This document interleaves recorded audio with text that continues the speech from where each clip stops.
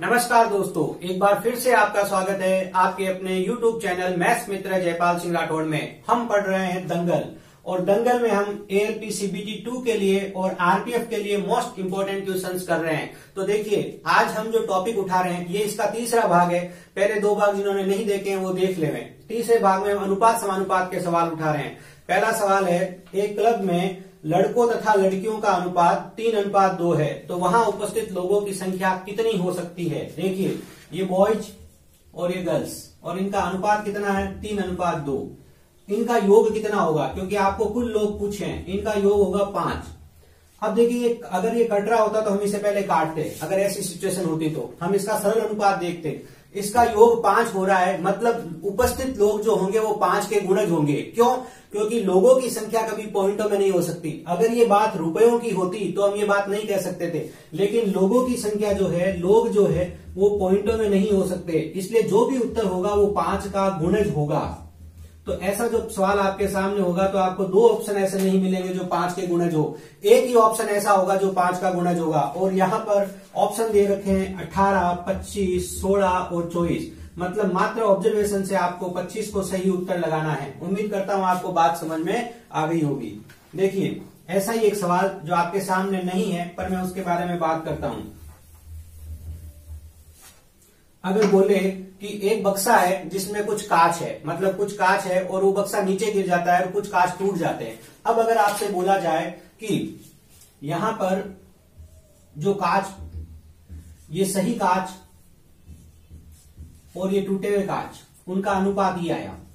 क्या सही कांच और टूटे हुए कांच का अनुपात ये आया? तो आपसे पूछे सही कांच कितने हो सकते हैं, ऐसा सवाल मैंने मन से बनाया आपके लिए, क्योंकि उसी तरह का सवाल ही है। तो देखिए, अगर यहां सही कांच आपको 3 दिख रहे हैं, ठीक है, तो 3 का गुणज ही उत्तर होगा। और इस स्थिति में 3 के 2 गुणज नहीं दे रखे होंगे आपको। इस स्थिति में आपको 3 का एक ही गुणज दे रखा होगा, यदि आपको कुल कांचों की संख्या नहीं दे रखी हो। अगर कुल कांचों की संख्या दे रखी होती तो आप 3 और 2 के अनुपात से निकाल लेते, लेकिन अगर इस तरह का सवाल होगा तो वहां पर मान लीजिए 9, 16, 22 और 28 ये ऑप्शन है, तो सही उत्तर 9 हो जाता। ठीक है, क्यों? क्योंकि अगर सही कांच है वो 3 का गुणज होंगे और 3 का गुणज यहाँ पर 9 दिखाई दे रहा है। क्यों? क्योंकि कांच पॉइंटों में नहीं हो सकते। ऐसा नहीं हो सकता है कि 4.5 कांच साबुत है, तो सही कांच होंगे वो पूरे के पूरे सही होंगे। ठीक है, तो देखिए अगला सवाल क्या हो सकता है। देखिए, हम बेसिक पढ़ने की स्पीड से थोड़ी सी तेज स्पीड से चल रहे हैं। उसका कारण यह है कि CBT 2 की परीक्षा पास में है। किसी थैले में लाल रंग और नीले रंग के गेंदों की संख्याओं का अनुपात स्थिर है। लाल रंग और नीले रंग की गेंदें हैं और इसका अनुपात स्थिर है, मतलब जितनी लाल गेंदें बढ़ेगी उतनी ही नीले गेंदें बढ़ेगी। यहां पर कह रहा है लाल गेंद 44 है और नीली गेंद 36 है। अब आपको इसमें बोला यदि नीली गेंदों की संख्या 54 हो, अगर ये नीली गेंद है वो 54 हो, तो लाल गेंद कितनी होगी, ये आपका सवाल है। तो आप ये समझ सकते हैं जो यहां पर अनुपात होगा वो ही यहां पर अनुपात होगा। अच्छा, कैसे? यहां पर आपको अनुपात क्या दिख रहा है, हम मान लेते हैं 44 और 36 अनुपात दिख रहा है। ये जो 54 है ये किसके बराबर होगा, ये 36 के बराबर होगा, क्योंकि जो यहां अनुपात होगा वही अनुपात यहां होगा। इसका मतलब ये जो 54 है वो 36 के बराबर होगा, तो मैंने 54 के बटा में लिख दिया 36। तो ये 44 किसके बराबर होगा, तो आपने गुणा में 44 लिख दिया। तो यहां पर आप लाल गेंदों की संख्या इस तरीके से निकाल सकते हैं। वापस सुन लीजिए, लाल गेंद 44, नीली गेंद 36। कह रहा है कि अनुपात जो है इन गेंदों का वो हमेशा स्थिर रहेगा, इनकी जो संख्या है वो स्थिर अनुपात में रहेगी। इसका मतलब जिस रेशियो में ये बढ़ेगा उसी रेशियो में ये बढ़ेगा।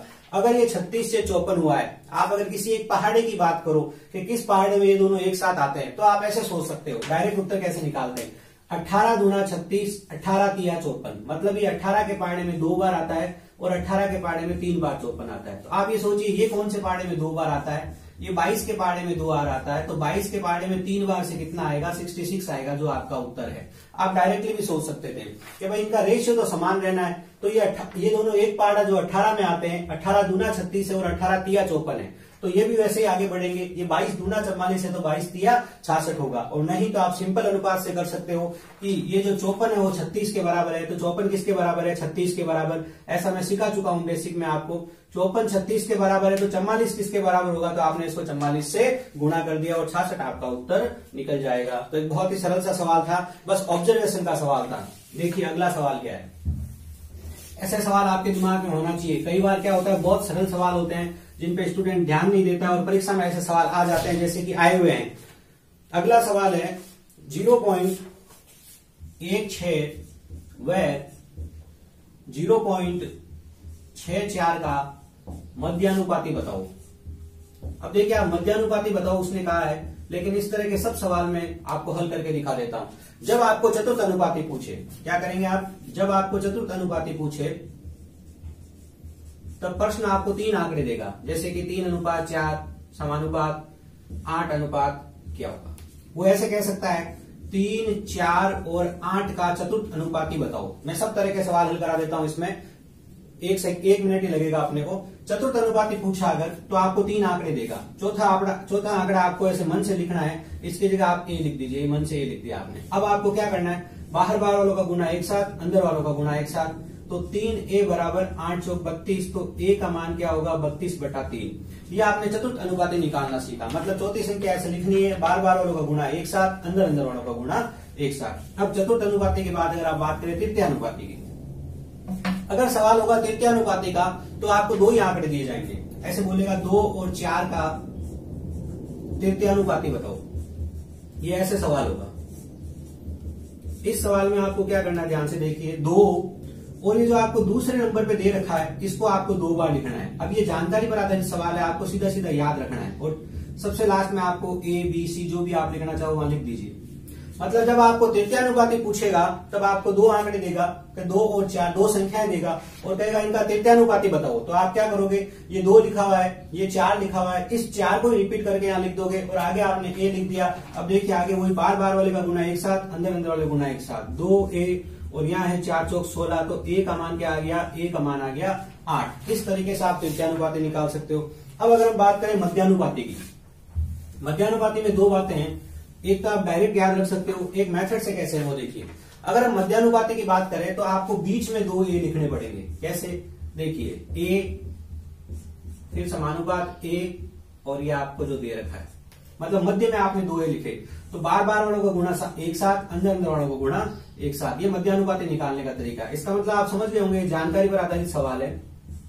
ये आपने लिख दिया, a का वर्ग ये है तो a क्या होगा, तो वर्ग इधर जाके वर्गमूल हो जाएगा। इसका हमें वर्गमूल करना है। बहुत ही सरल सी बात है। देखिए यहाँ 16 के बट्टा में 100 लिखा रहेगा और यहाँ 64 के बट्टा में 100 लिखा रहेगा, ठीक है, और ऊपर वर्गमूल का निशान लगा हुआ। तो 16 का वर्गमूल क्या होगा 4, 64 का वर्गमूल क्या होगा 8 और 100 2 बार लिखा है तो वर्गमूल से बाहर निकलेगा तो 100 बार निकल जाएगा। भाई जब वर्गमूल के बाहर निकालते हैं तो 0 आधे हो जाते हैं, यहाँ 4 0 है तो 2 0 हो गए, तो 32/100 आपका उत्तर आ गया। और 32/100 क्या होगा 0.32, इसका मध्यानुपाती होगा। ये बात आपको समझ में आई होगी। अब आप अगर परीक्षा में डायरेक्ट ये भाग नहीं लिखना चाहे तो आप याद भी रख सकते हो कि जब आपको मध्यानुपाती निकालना होता है तब आप क्या करेंगे, आप इनको डायरेक्टली लिख देंगे। ऐसे मध्यानुपाती जब निकालना होता है इनको सीधा सीधा आप वर्गमूल में लिख देंगे, तो भी आपको काम वही करना है। आप ये डायरेक्ट भी याद रख सकते हो और आपको कुछ चीजें डायरेक्ट याद रखनी भी चाहिए परीक्षा में समय बचाने के हिसाब से। आगे वही काम है जो मैंने अभी करके दिखाया था, वापस कर रहा हूं मैं। यहां से 4 आएगा, यहां से 8 आएगा, 2 0 2 0 से 4 0 से 2 0 आ जाएंगे और 0.32 आपका उत्तर आ जाएगा। तो ये आपने मध्यानुपाती निकालना सीखा, जिसके साथ आपने चतुर्थ अनुपाती और तृतीयानुपाती भी निकालना सीख लिया।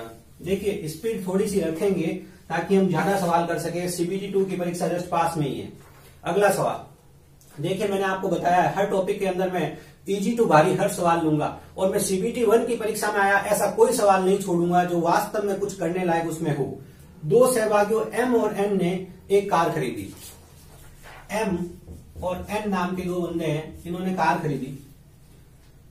M को बतौर अपने हिस्से की कार का लागत का 3/4 भुगतान किया। इसने 3/4 इसका भुगतान किया है। कार की जो हिस्सा M को जो देना है वो 3/4 है, तो शेष हिस्सा जो देगा वो N देगा, तो शेष कितना बचेगा 4/7। ये आपको कॉमन सेंस लगाना है, इस बात को आप ध्यान रखिएगा। ये बल्ब जलना चाहिए आप में। कैसे, 7 में से 4 अगर ये देगा तो 7 में से 3 ये देगा, बस इतनी सी बात है कॉमन सेंस की। सॉरी, 7 में से 3 अगर ये देगा तो 7 में से 4 ये देगा। अब आप इनका सरल अनुपात निकाल लीजिए, तो 7 से 7 तो कट हो गया, ये इनका सरल अनुपात हो गया।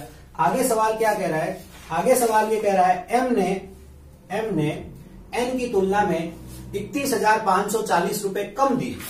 ये 31,540 540 रुपए एम ने कम दिए, जो किसके बराबर होंगे, 1 के बराबर। यहाँ अनुपात की भाषा में क्या कम दिए हैं, इसने 3 दिए, इसने 4 दिए, मतलब 1 कम दिया है। इसका मतलब ये जो 31,540 है 1 के बराबर है। तो आपसे पूछा गया है कि कार की लागत कितनी है, कार की कुल लागत कितनी दिख रही है, दोनों ने मिलकर कार के पैसे दिए हैं, ये 3 हो गए, 4 हो गया, तो कार की कुल लागत कितनी हो गई, 7। तो ये बहुत ही सरल सा सवाल हो गया। आपको बताया गया है जो ये है इसके नीचे लिखना होता है, और जो ज्ञात करना है उससे आपको गुणा करना होता है। बहुत बार बता चुका हूं मैं आपको ये चीज। 31,540 में आप भाग देंगे किसका, जो नहीं जानते हो आज जान ले। ये क्या है, इन दोनों का अंतर है, और यहाँ अंतर कितना है, 1। और ज्ञात क्या करना है, इन दोनों का योग ज्ञात करना है। योग कितना है, 7। इसको गुणा करेंगे उत्तर आ जाएगा 0, 7 चौक 28, 2 7 52 35, 36 37, 3 7 एकम 7 3 10, 1 7 या 21 और 1 22। ये आपका उत्तर आ चुका है 2,20,780 रुपए, जो कि ऑप्शन सी है आपका उत्तर है। बहुत ही सरल सवाल था जिसमें आपको अनुपात के अंदर बांटना था। अब देखिए हम अगले सवाल की बात करते हैं। देखिए जैसे जैसे हम आगे बढ़ेंगे सवालों का थोड़ा थोड़ा लेवल हाई होता जाएगा। अभी तो हम बहुत सरल सवाल कर रहे हैं। पुलक और मेंजा के पास उपलब्ध कंचों की संख्या का अनुपात 5:9 था। ये पुलक है और ये मेंजा है। इनके पास कंचे जो है वो 5:9 में। आगे सवाल आपको कह रहा है जयाराम और मेंजा, ये जयाराम और ये मेंजा, इनके पास कांचों का अनुपात जो है वो 7:18 है। ठीक है। ये अब आप जब भी ऐसा सवाल देखें तो आप एक स्मार्टनेस काम में ले हमेशा। आपको कॉमन कौन दिख रहा है, ये एम, मेंजा यहां भी है और मेंजा यहां भी है। सबसे पहला काम आप हमेशा इस सवाल में ऐसे ही कीजिएगा, ठीक है। और इधर मेंजा को आगे लिखिएगा और जे को पीछे लिख दीजिए। तो ये तो 5 और 9 इसका अनुपात है ही, और इसका अनुपात क्या हो जाएगा, 18:7 हो जाएगा। ठीक है। ये आपने एक छोटी सी स्मार्टनेस काम में ली। आपको पता है कि मेंजा कॉमन है दोनों में, इसलिए आपने मेंजा को इधर की तरफ लिख दिया। इसका कारण क्या है वो देखिए ध्यान से। जब आप इसको समान करोगे ऐसे 5/9 लिख के तो आपको सरल रहेगा, लेकिन आप थोड़ी सी स्मार्टनेस लगाइए। ये एम दोनों में जो कॉमन है ये बराबर होना चाहिए। तो जरूरी नहीं कि आप हमेशा 5 9 18 7 ऐसे लिख के गुणा ही करो, ये बराबर होना चाहिए बस। ये एम और ये एम बराबर होना चाहिए। ये सीधा सीधा बराबर होता हुआ दिख रहा है। ये 18 है, इसको भी 18 कर दो 2 से गुणा करके, तो ये कितना हो जाएगा 10, और ये कितना हो जाएगा 18, और ये कितना है 18 और 7। तो आप सीधा सीधा अनुपात आ गया 10:18:7। अब आपसे पूछा क्या गया, उस पर नजर दौड़ा थोड़ी सी। आपसे पूछा गया पुलक और जयाराम, ये पुलक पहले नंबर और ये जयाराम जो लास्ट नंबर पे था हमारे सामने, ये रहा। तो पुलक और जयाराम के कंचों का अनुपात बताओ, तो 10:7 आपका उत्तर होगा। उम्मीद करते हैं आपको ये बात समझ में आई होगी। अब देखिए अगला सवाल। 1560 रुपए की राशि को एबीसी में इस प्रकार बांटी जाती है कि ए को प्राप्त होने वाला भाग बी को प्राप्त होने वाले भाग का 50% है। तो देखिए ए के लिए बोली ये बात, ए को प्राप्त होने वाला भाग बी को प्राप्त होने वाले भाग का 50% है, और बी को प्राप्त होने वाला भाग सी को प्राप्त होने वाले भाग का 20% है। मैंने कहा था जब आपको ऐसे प्रतिशत में बोला जाएगा, नहीं कहा था यार, जो नहीं था उस टाइम तो अब सुन लो। जब ऐसे प्रतिशत में बात करें तो किसके बारे में बोला, सबसे पहले ए के बारे में बोला, फिर किसके बारे में बोला, बी के बारे में बोला, किसके बारे में नहीं बोला, सी के बारे में नहीं बोला। आप सी को 100 मान के काम शुरू करें, ठीक है। अब देखिए बी को प्राप्त होने वाला भाग सी को प्राप्त होने वाले भाग का 20% है। 100 का 20% कितना होगा, 20। अब क्या कह रहा है, ए को प्राप्त होने वाला भाग बी को प्राप्त होने वाले भाग का 50% है। तो 50% है तो ये 20 है, तो 50% होता है आधा, तो कितना होगा 10। इस बात को ध्यान रखिए, दो भाषा है उसको ध्यान से सुनिए। ये ऐसे कह सकता था बी को प्राप्त होने वाला भाग सी को प्राप्त होने वाले भाग से 20% ज्यादा है, तो इसको 120 लिखते। बी को प्राप्त होने वाला भाग सी को प्राप्त होने वाले भाग से 20% कम है, तो इसको 80 लिखते। लेकिन सीधा सीधा कह रहा है बी को प्राप्त होने वाला भाग सी को प्राप्त होने वाले भाग का 20% है, सीधा सीधा, ना इससे 20% ज्यादा है ना 20% कम है, इसका 20% ही है, इसलिए हमने यहाँ 20 लिखा। अब आप चाहे तो इसका सरल अनुपात निकाल लें, ये इसका सरल अनुपात आ गया 1:2:10। अब आपको क्या दिया है और क्या ज्ञात करना है। आपको दिया हुआ है कि 1560 रुपए जो टोटल राशि है, ये 1560 रुपए टोटल राशि है। आपके पास टोटल राशि कितनी है, 10 2 12 और 13 जो ये है, और जो ज्ञात करना है उससे गुणा करेंगे। ज्ञात किसकी राशि करनी है, आपको बी की राशि ज्ञात करनी है। बी की राशि आपके यहाँ पर कितनी है, 2। अब एक सरल सी गणना है, 13 एकम 13, 13 दूना 26, 0, 12 दूना 24, 240 रुपए इसमें से बी को प्राप्त होंगे। ये एक बहुत ही सरल सा सवाल था। मैंने कहा था धीरे धीरे प्रश्नों का लेवल ऊपर आएगा, ध्यान रखिएगा। तो देखिए अगला सवाल क्या है। अगला सवाल है, एक संख्या को 3:2 में विभाजित किया जाता है। जब प्रत्येक संख्या में 8 जोड़ा जाता है तो अनुपात 7:5 हो जाता है। ये बहुत ही सरल सा सवाल है, आपने आयु वाले में ये कॉन्सेप्ट सीख लिया था, लेकिन फिर भी हम कर लेते हैं। दो संख्याओं का अनुपात है 3:2, ठीक है। अब ये कह रहा है प्रत्येक संख्या में 8 जोड़ा जाता है, दोनों के अंदर अगर 8 जोड़ेंगे तो नया अनुपात हो जाएगा 7:5। मैंने कहा ये जो वृद्धि करी गई दोनों में समान रूप से करी गई, जैसे कि आयु वाले सवाल में होता है कि दोनों संख्याएं समान रूप से बड़ी होती है, दोनों में 7 साल बड़े हो रहे, वैसे कैसे दोनों में 8 की वृद्धि करी गई। जो भी ये थे, इनका प्रारंभिक अनुपात ये है, अंतिम अनुपात ये है 8 जोड़ने के बाद। आपको ये देखना है इनका अंतर, ये जो बीच का अंतर है समान रहना चाहिए। जब ऐसा कब होगा, जब दोनों में समान परिवर्तन किया जाए, ठीक है। कारण क्या है, अगर दोनों में समान परिवर्तन किया जाए, मतलब दो जनों की आयु मान लो, दो जनों की आयु का अनुपात 3:2 है, 8 साल बाद इनकी आयु का अनुपात 7:5 होगा, तो दोनों में समान परिवर्तन किया गया तो इनका जो अंतर है वो चेंज नहीं होगा। तो यहां अंतर कितना दिख रहा है आपको, 1 दिख रहा है, और यहां अंतर कितना दिख रहा है, 2 दिख रहा है। इस 1 को इन दोनों से गुणा करेंगे तो कोई फर्क नहीं पड़ेगा, इस 2 को इन दोनों से गुणा करेंगे। इस बात को समझने के लिए जो दंगल का भाग 1 है उसको ध्यान से देख लीजिएगा। और मैं तो आपको ये कह रहा हूं कि आप कंटिन्यूस ही आइए, फर्स्ट देखिए, सेकंड देखिए, फिर थर्ड देखिए, तो आपके लिए बहुत ईजी रहेगा। यहां अंतर 2 का है, इसको भी 2 का करना पड़ेगा, जिसे 2 से गुणा करेंगे, तो इसको 2 से इसको भी गुणा करो, 2 से इसको भी गुणा करो, 2 से गुणा करोगे 6 और 4, ये प्रारंभिक अनुपात। और अंतिम अनुपात कितना हो गया, 7:5। अब आप चाहे इधर देख लो चाहे इधर देख लो, कितने इकाई बढ़ता हुआ दिख रहा है आपको, 1 इकाई बढ़ता हुआ दिख रहा है। और 1 इकाई किसके बराबर है, 8 के बराबर है, ठीक है ना। 1 इकाई बढ़ता हुआ दिख रहा है और 1 इकाई किसके बराबर है, 8 के बराबर है। आपको क्या पूछा है, आपको पूछा है कि दोनों संख्याओं में से बड़ी संख्या क्या होगी। बड़ी संख्या ये 6 होगी, जो प्रारंभिक अनुपात था उसके आधार पे, और 1 इकाई 8 के बराबर है, तो 6 इकाई 8 × 6 48 के बराबर होगी। एक बहुत ही सरल सा सवाल है, आयु वाले सवालों में ऐसे आप खूब सारे सवाल कर चुके हो, लेकिन एक बात ध्यान रखिएगा, ऐसा तभी होगा जब दोनों में समान राशि बढ़ाई जाए। अगर दोनों में समान राशि नहीं बढ़ाई जाए तो ऐसा सवाल भी हमारे सामने आ रहा है। तो अगला सवाल देखिए क्या है। अगला सवाल है, एक बैग में लाल गेंदों और हरे गेंदों का अनुपात 7:9 है। ये लाल गेंद और ये हरी गेंद, और इनका अनुपात क्या है, 4:9 है, जैसा कि आपके सामने लिखा हुआ है। यदि बैग में 6 हरे रंग की बॉल और मिला दी जाती है, ये हरे वाली बॉल है ना, सिर्फ ये हरे वाली बॉल, ये 6 और मिला दी जाती है। अब ध्यान सुनिएगा, इस बार प्रश्न में दोनों तरफ चेंज नहीं किया गया है, तो उस तरीके से आप आगे नहीं बढ़ेंगे। इस बार नया कॉन्सेप्ट सीखना आपको, वो क्या देखिए। तो लाल गेंदों के साथ मिला दिया जाता है, तो लाल गेंदों के साथ हरे गेंदों का अनुपात, यहां ही लिखा हुआ है, हरे गेंदों का अनुपात 1:3 हो जाएगा। ये आपका सवाल है, ठीक है। इस बार आपको क्या कॉन्सेप्ट लगाना है वो देखिए ध्यान से। इस बार आपको ये कॉन्सेप्ट लगाना है, अनचेंज के ऊपर काम करना है आपको। जो नहीं बदला उसके ऊपर काम करना है आपको। बहुत ही सरल सवाल है, कैसे नहीं बदला पे काम करेंगे वो देखिए ध्यान से। पहले अनुपात 4:9 था, हम इसको 4:9 ही रखेंगे, ठीक है। दूसरे में क्या नहीं बदला, ये नहीं बदला, ये बदला। अगर ये बदला तो इसका अनुपात भले ही चेंज हो जाए, इसका अनुपात चेंज नहीं होना चाहिए। मतलब ये अगर यहाँ लाल गेंद यहाँ 4 दिख रही है तो यहाँ भी 4 दिखनी चाहिए। क्यों, क्योंकि लाल गेंदों की संख्या में परिवर्तन नहीं किया गया है। यही कॉन्सेप्ट है जिसपे आपको काम करना है। अगर ये लाल गेंदें बढ़ाते तो आप हरे गेंदों को समान रखते, ठीक है ना। यहाँ पे किसको बढ़ाया, हरी गेंदों को बढ़ाया। लाल गेंदों को बढ़ाया क्या, नहीं, लाल गेंदों को नहीं बढ़ाया। तो लाल गेंदों की संख्या आपको समान दिखनी चाहिए। देखिए ये सब सवाल CBT 1 में आए हुए हैं, ALP CBT 1 में आए हुए सवाल करा रहा हूं मैं सब।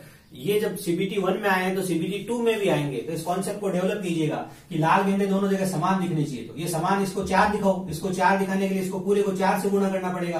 तो ये 4 एकम 4 हो जाएगा और ये 4 तिया 12 हो जाएगा। अब आप यहाँ आ जाओ, ये तो बराबर है। अब यहाँ आ जाओ, 9 से 12 हो गया, मतलब 3 इकाई बढ़ गया। आप कह रहे हो 3 इकाई बढ़ गया और वो कह रहा है 6 बढ़ा। उसने कितनी गेंदें बढ़ाई, 6। तो 3 इकाई 6 के बराबर है, तो 1 इकाई किसके बराबर होगी, 1 इकाई 2 के बराबर होगी। जब 3 इकाई 6 के बराबर है तो 1 इकाई किसके बराबर होगी, 6 बटा में चला गया, 2 के बराबर होगी। अब आपसे पूछा क्या गया, तो बैग में कितनी लाल गेंदें हैं, आपको लाल गेंदें कितनी दिख रही हुई, लाल गेंदें 4 दिख रही है, और 1 इकाई 2 के बराबर है, तो 4 इकाई, जो 4 इकाई लाल गेंद दिख रही है वो 4 दूनी 8 के बराबर होगी। ये आपका उत्तर था। इसमें आपको अनचेंज, जो नहीं बदला, उसके ऊपर काम करना है। उसका अनुपात दोनों जगह एक जैसा दिखा दो तो आपका काम हो जाएगा। एक सवाल और उठाते हैं जिसमें इस तरह का कॉन्सेप्ट लग रहा है, देखिए। बाकी और कई कॉन्सेप्ट हो सकते हैं, आप बेसिक से भी जा सकते हैं, लेकिन देखिए गणना कम करने के लिए हम इस तरह का काम करते हैं। अगर आप बेसिक से जाते तो आप 4p और 9p लिख दीजिए, एक तरफ जहां ऐड हो रहा है 6 ऐड कर दीजिए, सामने नया अनुपात लिख दीजिए। गूथे हुए आटे में चीनी और आटे का अनुपात, गूथे हुए आटे में चीनी और आटे का अनुपात 2:7 है, ये आपको बताया है। इस गूथे हुए आटे में 9 किलोग्राम में जॉन ने कुछ और चीनी मिलाकर, अच्छा इसके टोटल 9 ग्राम में, ये टोटल 9 ग्राम है, तो ये तो अनुपात दिया हुआ है, टोटल कितना है, ये 9 ग्राम है। आपको भी 2 और 7 9 ही दिख रहा है, मतलब इसी पे डायरेक्ट काम हो जाएगा, ठीक है। 9 ग्राम में जॉन ने कुछ और चीनी मिलाकर, चीनी और मिलाई इस बार, ये चीनी कुछ और मिलाई, कितनी मिलेगी बता रहा है, ठीक है। अनुपात कितना कर दिया, 2:5 कर दिया, ठीक है। तो ये कह रहा है कि बाद में कितनी चीनी मिलाई गई, ये सवाल है, बहुत ही सरल सवाल है, देखिए, ठीक है ना। आपको क्या करना है, आपको वर्क ऑन अनचेंज करना है। क्या करना है, वर्क ऑन अनचेंज। कैसे, इधर देखिएगा ध्यान से। प्रारंभिक अनुपात क्या था, प्रारंभिक अनुपात 2:7 था, और अंतिम अनुपात क्या है, 2:5 है। देखिए सब कुछ यहीं से आ जाएगा, आप ध्यान रखिएगा। आप वर्क ऑन अनचेंज कीजिए, जो नहीं बदला उस पर काम कीजिए। क्या नहीं बदला, इस बार चीनी और मिलाई, तो चीनी तो समान नहीं दिखनी चाहिए थी, और मिलाई है तो समान ये दिखना चाहिए था आटा, तो इन दोनों को समान दिखाओ। अब इन दोनों को समान दिखाने के लिए क्या करेंगे, इसको तो 5 से गुणा कर देंगे, क्योंकि ये 5 से गुणा करेंगे तो 35 हो जाएगा, इसको 7 से गुणा कर देंगे। जब ये दोनों संख्याएं डायरेक्टली नहीं बढ़े तो आप इनको ऐसे बढ़ाते हैं, इसको पूरे को 5 से गुणा करो, इसको पूरे को 7 से गुणा करो, तो 5 से गुणा करोगे तो कितना हो जाएगा 10, और 7 पंजा 35। इधर 7 से गुणा करोगे तो 7 दूनी 14 और 7 पंजा 35। देखो आटा तो समान था, आटा समान दिख गया। अब आप इस पे काम कर सकते हो। ये आपको कितने इकाई बढ़ता हुआ दिख रहा है, 4 इकाई बढ़ते हुए दिख रहा है, ध्यान से देखिएगा, कितने इकाई बढ़ते हुए दिख रहा है, 4 इकाई। और कितना बड़ा वो हमें पता करना है, तो कुल कितना है, इसको हटा रहा हूं, ध्यान से देखिएगा। कुल 9 किलोग्राम है, 9 ग्राम लिख दिया था मैंने गलती से, 9 किलोग्राम है कुल। आपको कुल कितना दिख रहा है, आपको कुल दिख रहा है 45। ये देखिए, ये आपका प्रारंभिक मात्रा है जो आपने काम करने के लिए तैयार करी है। इस पे आने के बाद ही काम करना है, आपको ध्यान रखिएगा। यहां आपको कुल कितना दिख रहा है 45, जो किसके बराबर है, वो 9 किलोग्राम के बराबर है। और आपको ज्ञात क्या करना है, तो 4 किसके बराबर होगा, तो बस एक एक नियम लगा लीजिए। 45 किसके बराबर होगा, 9 के।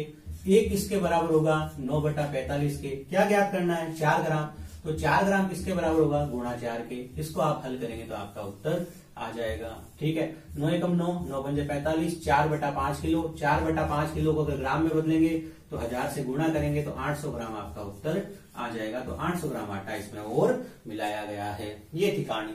उम्मीद करता हूं बात समझ में आई होगी। जो नहीं बदला है, आटे की मात्रा समान है, उसको समान करना है। उसके लिए मैंने क्या बताया, समझ में आ गया होगा। अगर सीधा दिख जाए ना, समान होते हैं। पिछले में तो 1 था, 1 4 था, तो सीधा दिख रहा था, इसको 4 से गुणा कर दो। यहां सीधा नहीं दिख रहा है, यहां इसको 7 से गुणा किया, इसको 5 से गुणा किया, तो बराबर होता हुआ दिख रहा है। और ये तो हमेशा होगा ही होगा। अगर आपको सीधा नहीं दिखे, एलसीएम लेके आप काम नहीं कर पाओ, देखो जितने आप सीधा देखोगे या एलसीएम लेके काम करोगे उतनी गणना कम होगी। लेकिन अगर नहीं दिखे तो आप इसको इससे गुणा कर दीजिए, इसको इससे गुणा कर दीजिए, ठीक है। जो अनचेंज है ना, वो इस वाला इससे और इस वाला इससे, तो आपका उत्तर हमेशा सही ही आएगा। अच्छा, ये जो मैंने लगाया इसको आप डायरेक्ट भी लगा सकते थे। कैसे, ये 9 किलोग्राम किसके बराबर है, 45 के बराबर है, जो ये है। और क्या ज्ञात करना है, 4 ज्ञात करना है, तो 4 से आपने गुणा कर दिया। अब डायरेक्ट भी इस गणना के ऊपर जा सकते थे। तो ये एक नया कॉन्सेप्ट पे हमने काम किया। कुछ जुगाड़ के वीडियो में मैंने ये कॉन्सेप्ट सिखाया भी था, जहां पर इस तरह का सवाल आया था।